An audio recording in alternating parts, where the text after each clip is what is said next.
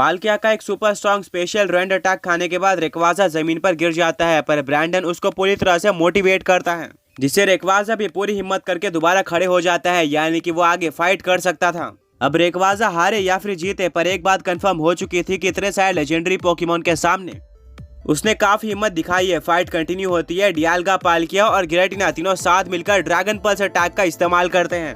तीनों अटैक एक साथ रेक्वाजा की तरफ बढ़ रहे थे। ब्रैंडन कहता है रेक्वाजा अभी नीचे चले जाओ।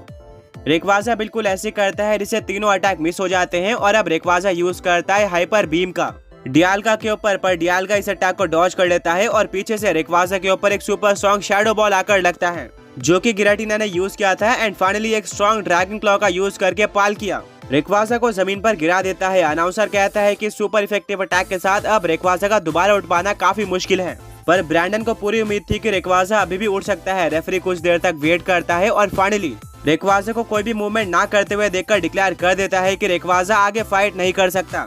हूपा अनबाउंड ने रेक्वाजा को डिफीट कर दिया है, जिससे अब थर्ड पोकेमॉन ट्रेनर यानी कि ब्रैंडन के भी दोनों पोकेमॉन्स हार चुके हैं।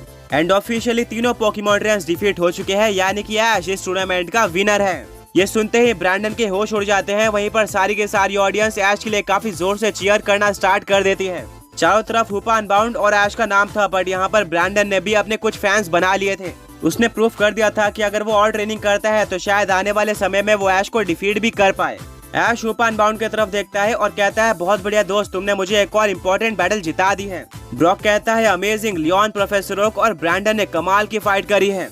स्पेशली ब्रैंडन ने तो अपनी पूरी जान लगा दी, और अगर यहाँ पर हूपा के जगह पर कोई और पोकेमॉन होता तो ऐश काफी मुश्किल में फंस सकता था, पर हूपा ने अपने पोकेमॉन्स को समन करने वाले एबिलिटी का यूज करके इस फाइट को काफी आसान बना दिया और ऐश ने ये बैटल जीत ली है। मिस्टी कहती है तुमने बिल्कुल सही कहा, हूपा के बिना ऐश ये फाइट नहीं जीत पाता। तभी ब्रैंडन के पास प्रोफेसर ओक और लियोन आ जाते हैं। दोनों ही ब्रैंडन से ज्यादा एक्सपीरियंस्ड पोकेमॉन ट्रेनर थे, पर वो ब्रैंडन के हिम्मत की दाद देते हैं क्योंकि वो उनसे ज्यादा देर तक टिका था। ऐश हूपा अनबाउंड को पोकेबॉल के अंदर वापस ले लेता है। एंड अब तीनों पोकेमॉन ट्रेनर्स ऐश से जाकर मिलते हैं और कहते हैं कांग्रेट्स, तुमने एक और फीट हासिल कर ली है। पहले तो हम 1 वर्सेस 1 में तुम्हें हराने का सपना देखते थे, पर अब तुम्हारी पावर लेवल को देखते हुए हमें तुम्हें 3 वर्सेस 3 में हराने का सपना देखना होगा। सभी लोग हंसते हैं, पर ब्रैंडन काफी सीरियस था। वो बोलता है नहीं, मुझे अभी भी पूरा भरोसा है कि मैं ऐश को एक 1 वर्सेस 1 पोकेमॉन बैटल में डिफीट कर सकता हूँ, पर अभी नहीं, उसके लिए मुझे सही टाइम आने का वेट करना पड़ेगा। आगे बढ़ने से पहले पिछले पोके क्विज के विनर्स ये रहे। एंड आज का क्वेश्चन ये है कि वो कौन सा इकलौता पोकेमॉन ट्रेनर है जिसके पास लाइकेन रॉक का सबसे ज्यादा रेयर फॉर्म है। ऐश कहता है बिल्कुल ब्रैंडन, पिछली बार मैं तुम्हारे रेक्वाजा से फाइट नहीं कर पाया था, बट इस बार उसने प्रूफ कर दिया है कि वो कितना पोटेंशियल रखता है। मैं आमतौर पर ऐसा कहता तो नहीं हूँ, बट ये मेरे रेक्वाजा के लेवल का है। तुमने इसको बहुत अच्छी ट्रेनिंग दी है। ब्रैंडन एक स्माइल करता है और कहता है थैंक यू ऐश। इतने में ही एक अनाउंसमेंट होती है जिसके तरफ सबका ध्यान जाता है। अनाउंसर कहता है कि ऐश कैचम ने पोकेमॉन ग्रैंड मास्टर चैंपियनशिप में पार्टिसिपेट करने के लिए सारे के सारे 6 टास्क कंप्लीट कर लिए हैं। एंड वो ऐसा करने वाला सबसे पहला पोकेमॉन ट्रेनर बना है। वो सबसे पहला ऐसा पोकेमॉन ट्रेनर भी है जो कि पोकेमॉन ग्रैंड मास्टर चैंपियनशिप में कंफर्म हो चुका है, और अभी तक बाकी सारे पोकेमॉन ट्रेनर्स यहाँ तक नहीं पहुँचे। फिलहाल के लिए ऐश को अपने अपोनेंट्स के बारे में नहीं पता चलेगा एंड उसको एक काफी बड़ा गैप मिलने वाला है, क्योंकि पोकेमॉन ग्रैंड मास्टर चैंपियनशिप तभी स्टार्ट होगी जब हमें 60 पोकेमॉन ट्रेनर्स मिल जाएंगे। ऐश ने तो अपना काम कर दिया है, अब देखते हैं कि बाकी सारे 59 पोकेमॉन ट्रेनर्स कौन से होते हैं।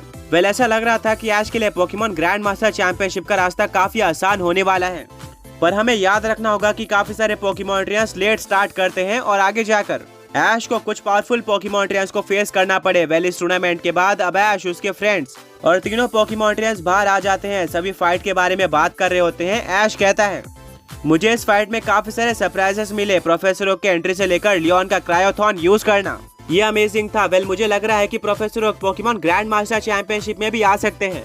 क्या ये सच है? प्रोफेसर ओक एक स्माइल देते हैं और कहते हैं नहीं, वेल मैं कह नहीं सकता, हो सकता है कि मैं वहां तक पहुंच भी जाऊं। ये सुनकर ऐश और उसके फ्रेंड्स हंसने लगते हैं।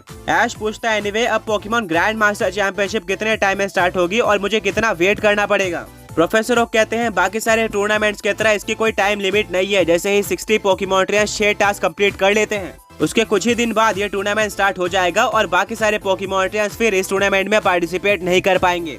लकीली तुमने अपना पार्टिसिपेशन कंफर्म कर लिया है, वरना लेट होने पर पोकेमॉन ट्रेनर्स बाहर भी हो जाते हैं।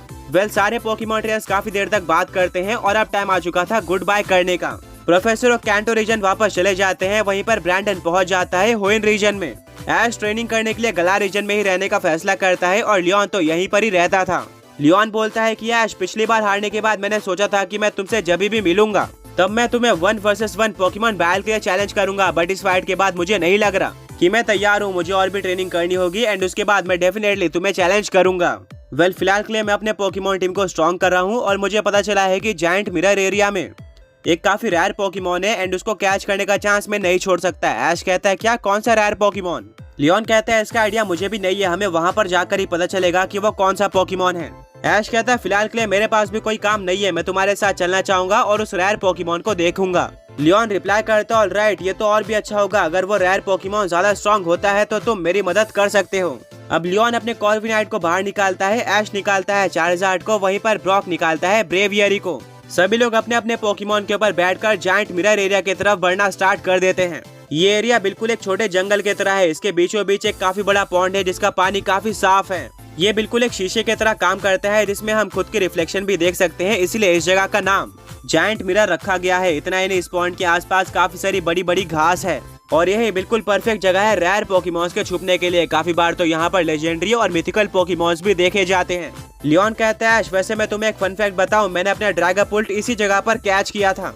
ये एक सूडो लेजेंडरी पोकेमॉन है एंड इस जगह पर तुम्हें इसके अलावा भी और भी काफी सारे ड्रैगोपुल्ट आसानी से देखने मिल जाएंगे।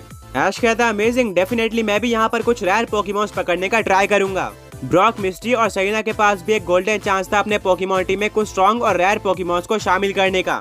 फाइनली सभी लोग जायंट मिरर एरिया के पॉन्ड के पास लैंड करते हैं। वो पॉन्ड कमाल का था पर उसके आसपास सिर्फ और सिर्फ घास ही घास थी जिनकी हाइट ब्रॉक से भी ज्यादा थी।